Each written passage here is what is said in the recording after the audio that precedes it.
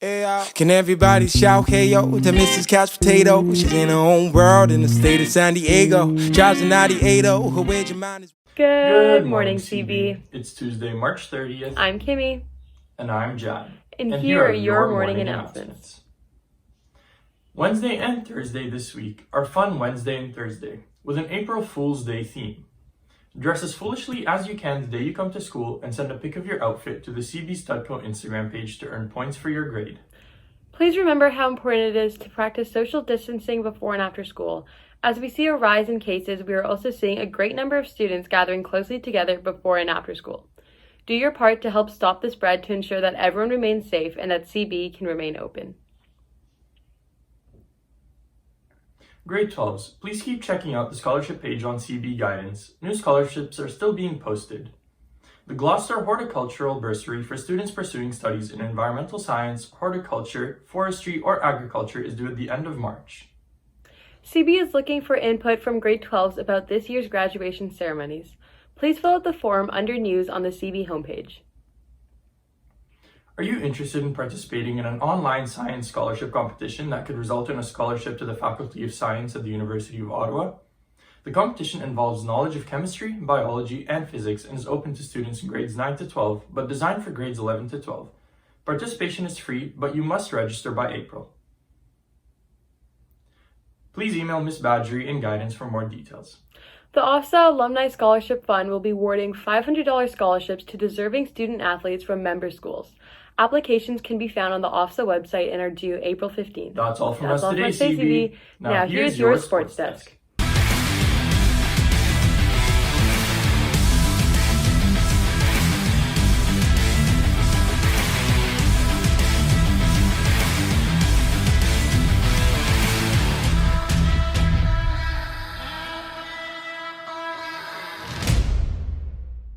What's up, sports fans? I'm Griffin. And I'm Alexia. And this is your Sports Desk. This week we have another episode of Behind the Mask for you guys. Let's go see what this one's about.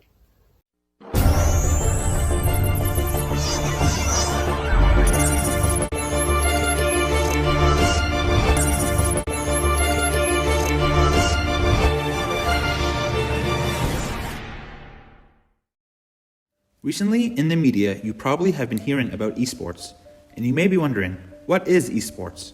Well, esports, or electronic sports, is a form of sport competition in which individual players or teams face off in the virtual field of video games. To explain, we must begin in the 70s. By most accounts, the first official video game competition on record was held at Stanford University on October 19, 1972. Players had to compete in a game called Space War. The winner of the tournament was awarded a free year-long subscription to the Rolling Stone magazine. Throughout the rest of the 70s, the esports tournaments that followed remained small, and players would compete in games such as Space Invaders, Pong, and Galaxian. Most games at the time were played on arcade machines. However, the 70s brought about the first wave of in-house gaming consoles, like Magnavox Odyssey, Atari, Coleco, and Nintendo. The 80s kicked off with the first ever large-scale esports tournament, as Atari held the Space Invader Championships. At the same time, an arcade owner named Walter Day traveled across America collecting the high scores of various games and putting them together, creating the Twin Galaxies, a platform that allowed gamers to compete with the scores of other gamers from across the country. In 1983, Walter Day put together the US National Video Games Team, an elite group of gamers that traveled across the country participating in almost every national tournament. During the 80s, esports began to be aired on television across America, with shows like Starcade and That's Incredible, as well as featuring in movies like 1982's Tron. Tournaments in the 80s were much bigger than those of the 70s, with tens of thousands of participants fighting for prizes that ranged from $1,000 to a brand new Ferrari. These tournaments were played using games like Tetris, Super Mario Bros., Donkey Kong, The Legend of Zelda, Pac-Man, and The Prince of Persia. In 1991, Street Fighter II was released, which popularized the concept of two players competing against each other simultaneously, rather than just comparing their scores. Other than that, not much had changed from the 80s to the 90s, except for the increase in tournament sizes, prizes, and national recognition. That is, until the 90s, when the world of gaming changed forever, with the internet becoming a global commercial network. With the sudden increase in worldwide internet activity, tournaments held by the Cyberathlete Professional League and QuakeCon became very popular very quickly, and games like the Counter-Strike series, the StarCraft series, and Warcraft became the center of the esports world. Today, the most popular esports tournament games are Dota 2, Fortnite, League of Legends, StarCraft, and many more, all of which draw in millions of viewers and award millions of dollars in prize money. Currently, esports is a $1.5 billion industry with an estimated audience of 557 million people. And with 2.5 billion gamers around the world, the esports industry will only continue to increase. Hey Cougars, today I'm with Claw Shea, Colonel Bai student and pro esports player for a team called Claw. Shea, how are you doing today? Really good, thanks for having me. So, what got you into the esports scene, and what was your reasoning behind becoming a professional esports player? Well, since a really young age, I always loved playing video games, for fun, recreationally. And then as I got older, I was able to see on YouTube and Twitch, I saw people are actually doing this more competitively and for a living.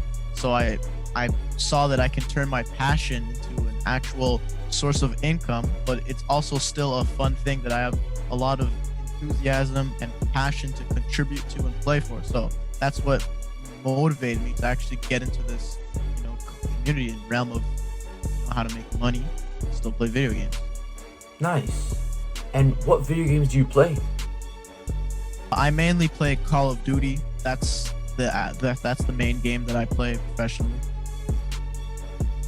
How did you start posting your clips online once you knew that you were playing at a very high level?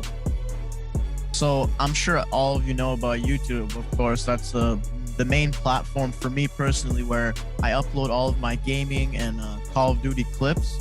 And I started doing that at a really young age, and I had I had very low experience. The videos weren't too good, but over time and with me being consistent, I was able to up the quality each and every time, and I started actually getting noticed by a lot of higher up professional players in the community. They saw me, they reached out to me, and now I've established a good spot in the community. A lot of people, some people, they know my name, and that's how I basically started posting my clips on my YouTube, Shea on Top. Thank you so much, Shea. Since you guys are here, make sure to check out Shea on Top on Twitch and YouTube to support one of Colonel Bai's very own. Let's send it back to the desk. Wow, that's really interesting. We got the chance to speak with some of you guys about your opinions on esports and their role in the Olympics. Let's go see what you guys had to say. Thanks, guys. I'm here to see what you guys think about esports and the Olympics. So do you think esports is a real sport? No, I don't think esports should be put together with real sports. Well, nowadays a lot of sports are being considered sports, or just activities nowadays are just being considered sports. So yeah, I think it can be a sport. Not really. I think for a sport to really be considered a sport, it has to be more physical, and looking at a monitor for 3 hours straight playing a game is not physical at all. Quite honestly, I don't think so. I don't see it as a sport. No, because it takes no athletic ability. And then to follow up with you, do you think esports should be in the Olympics? I completely agree with Ashley. It's not a sport, so no, because it shouldn't be in an event with other sports. All right, thank you guys. And do you think esports should be in the Olympics? No, it should not be in the Olympics. Definitely not. I think Olympics has been going on for a very long time, since Greece, ancient Greece. And I think that it should be kept traditional with the classic sports and stuff. Okay, thank you so much. No, I don't think so, because let's say we do put it in the Olympics. Which Olympics are we going to put it in, summer or winter? Because you could just sit at home and play it any time of the year. So, yeah. All right, thank you. Well, that's it from me here, sending it back to the desk. Thanks for sharing your thoughts, Cougars. Now let's introduce this week's Canadian Olympic athlete. This week's Canadian Olympic athlete is Kylie Mass. She's a Canadian swimmer who won bronze in the Rio Olympics in the 100-meter backstroke, setting a national record in the process. Mass made history a year later by becoming the first Canadian woman to win a world title in swimming by capturing gold in the 100-meter backstroke at the Aquatic World Championships. Be sure to look out for her this summer. Be sure to cheer her on this summer. Well, that's all from us today, CB. Stay safe and stay healthy. To Cohort A at school. And Cohort B at home. I'm Alexia. And I'm Griffin. And we're your sports desk. Signing off.